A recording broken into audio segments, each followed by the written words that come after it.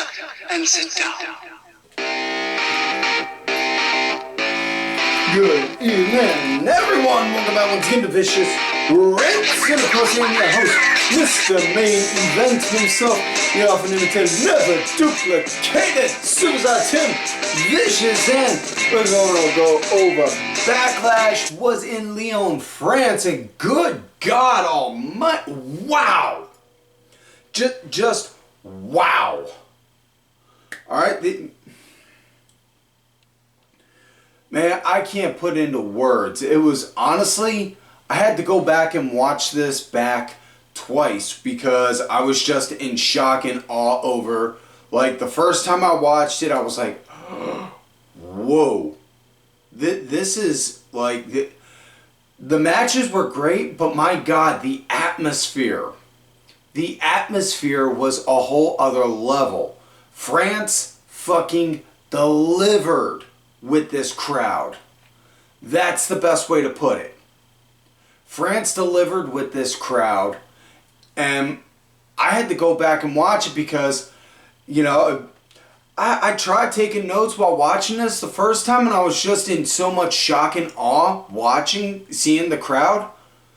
I was completely agog, and I couldn't take down any notes. I had to go back and rewatch it later so that way I could. And whoa, man.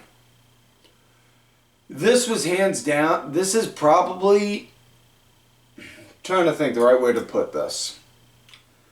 Okay. WrestleMania was the first one under the Triple H era. Now this is officially moving forward in the Triple H era, so to say. And if this is where we start at the beginning of the Triple H regime going forward after WrestleMania, oh my God, we got nowhere else to go but up. Now, with that said, let's get into the show. First match was Kevin Owens and Randy Orton going against Solo Sikoa and Tama Tonga. And wow. This was good. I had a nice, good, solid brawl right before the bell, to the point officials and agents were coming out, separating everyone. And Nick Aldis comes out. Whoa, whoa, whoa, whoa, whoa, whoa. Whoa. No. These people came here to get their money's worth. So all of you want to fight? Well, fine. Guess what? We're throwing the rule book out. This is no countouts, no disqualifications. Let's ring that bell. And wow, almighty, wow. Good, solid fight. They had solid fighting throughout the crowd. And I got to tell you, you know, Kevin Dunn got a lot of crap had a lot of shit thrown at him. And people can make the arguments for and against, whether it was rightfully deserved or if it wasn't. I'm not here to argue on that. What I will say is, the guy that is filling in Kevin Dunn's shoes, I can't remember his name. I know he was a sports guy working at ESPN before that, but man, this guy is freaking smart because he's picking up camera views and camera angles that we would have never seen under Kevin Dunn. Like, they literally were doing a split screen of Randy fighting Solo, Kevin Owens fighting Tama on two different parts of the arena. And it was great. You know, it was total mayhem. Total mayhem with Solo and Tama dominating the second half of the match. It was just, wow. Yeah, that's the best way I can describe it. Wow, they started out hot, and the crowd took it, and the crowd just ran with it nonstop. And the match came to an end when Owens, he looked like he was about to go and do a pin when the ref was counting 1, 2, ref gets slid out. Next thing you know, the camera pulls up and you see Tonga Lao Tama Tonga's younger brother shows up out of nowhere and then helps Solo wreak havoc and wreaks havoc on Randy and Kevin Owens, and then Solo, boom, pops the Samoan spike for the 1, 2, 3. So your winners, Solo Sikoa and Tama Tonga, with Tonga Lao as now the newest member of the Bloodline. And again, I keep going back to wow, because I don't know on how else to describe it, but wow. Because Paul Heyman's facial expressions of looking in shock and all, like, what? I had no way of knowing this. I can't believe this. Why wasn't I informed? I'm the wise man. I should be informed of these things. Yeah. So next up we got women's triple threat action. Tiffany, Stratton, Naomi, and Bayley. Woo! Oh, doggy. Heart pills. Definitely needed the heart pills. Now, again, the crowd, very hot. The crowd was non-stop from start to finish, but they were all over for Bayley with the, hey, we want some Bayley. Hey, we want some Bayley. Oh, whoa. Oh, I want to know, are you gonna be my girl chants? And I absolutely loved it, dude. Now, really good, had a good solid pace and a flow. Everyone got a chance to shine. I dug this match, and Tiffany definitely got a chance to shine and show. And considering she's, well, you can make the argument she made her debut at the Rumble, so we'll say that's January. So 4 months into the main roster, excuse me, 4 months into the main roster and getting major, not just getting a title match, but getting a major championship match on a pay-per-view, PLE, whatever you want to call it. Yeah, they definitely see a lot of they definitely see a big return on this girl. There's no doubt on that. And this was great, hands down. This was, whew, wow. So, match came to an end. Bayley and Naomi, they wound up actually doing a 3D onto Tiffany Stratton. And that came to be because Tiff had both down. She went up for the prettiest moonsault ever. They missed. She rolled, nailed the landing and rolled through. Went to go do a running charge. Naomi hoisted her up, and Bayley just out of nowhere, boom! Dropped in for the cutter to hit the 3D. And then after that, Bayley and Naomi, they went at it for a minute, exchanging falls against each other. Counter for counter for counter for counter until Bayley wound up getting the winning pin, 1, 2, 3. Afterwards, Bayley, she's sitting on the apron, holding the title. Oh, that was a fight. Having that kind of a look on her. And you just see Naomi reach over, tap her on the shoulder. It's like, that was a good one, sis. Bring that back sometime. You know? So that was good. Next up, we got Jey Uso going against Damian Priest. And whoa, you want to talk about over like Rover.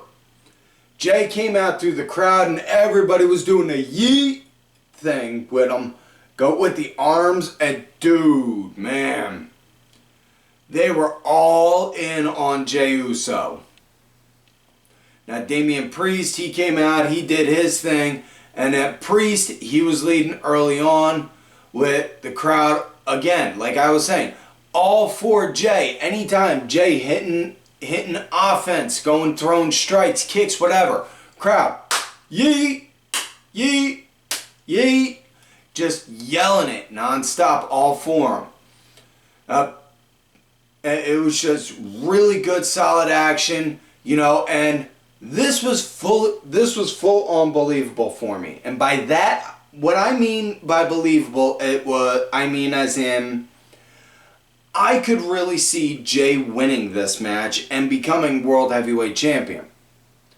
Now, it's not to say I thought of Priest, I see Priest as just a transitional guy, but I could see it as, you know what, they see a lot of high-end return on Jay. They're going to put the belt on him. And I do see that happening. It's not to say it's a matter of when, not if, they're going to put the belt on Jey Uso. They're gonna. It's just a matter of time. But it was a good, solid match. At one point, JD McDonough came out, went to go and try and run interference. Priest got all sorts of hot and angry on him and ripped him a new asshole over it. The hell you doing out here? I told you, I didn't want anyone out here helping me. Finn Balor wound up going and running interference. Also, Priest didn't know he was doing that until after the match. But Priest wound up getting the win, doing the South of Heaven off the top rope. Afterwards, JD and Finn went to go and try and do a post-match beatdown onto Jay. And Priest, just like an angry dad grabbing both boys, whoa, I told you both. No. Now that's enough. Now you stand over on my left. You stand over on my right. Now you both put your arms up with me and celebrate that I won. Now the following night on Raw, Priest wound up explaining, saying, listen, guys, I didn't mean to get hot on you like that, but when I say I got this, I got this. And they shook hands, made amends, and moved forward. So next up we have women's tag title action. Oh, Asuka. Asuka and Kairi going against Bianca and Jade. Excuse me. Going against Bianca and Jade Cargill. And this, wow, man, wow. Really nice, solid action with Jade and Bianca leading at the start of the match. And then it changing. You could see when it's changing if you go back and watch it. Bianca it's trying to the right way to say this. Kairi got tagged in, and then Bianca wound up becoming the punching bag. See, I'm thinking faster than I'm talking. I'm sorry. And then once Jay got the hot tag in, man, as in the immortal words of Pat Patterson, they went banana! It's so much beautiful. They went banana. She come in and do the pow and jada chase. Yeah. And man, I gotta give Kairi Sane credit where credit's due, because it just seemed like she just was getting pancaked by Jade Cargill throughout this entire time. It was like, and it's not to say she didn't take her fair shots against Bianca. Same with Asuka with them both, but it just seemed like, like it was almost felt like Jade was singling her out. Like, oh, damn. Ooh. Now, there was a little bit of a schmozzy moment where it was, wait, the ref had to explain to Kairi, no, you're not legal. Asuka is. You got to tag her in to do a pin, and it was just like, what? So that part aside, this was all in all a really good match. I absolutely loved it. It came to an end. Jade wound up doing Jaded on the Kairi Sane, and then Bianca wound up doing the KOD on the Asuka and had dropped Asuka on top of Kairi and then pinned Asuka for the pin. For the 1, 2, 3, so your winners and new WWE Women's Tag Team Champions, Bianca Belair and Jade Cargill. So, all in all, for a WWE rookie year, I gotta say, Jade's doing pretty good so far. She, again, debut at the Rumble, had a stellar WrestleMania performance, and won a tag team title.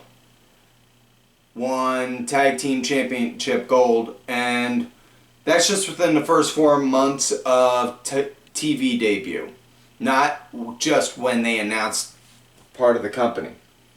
Yeah.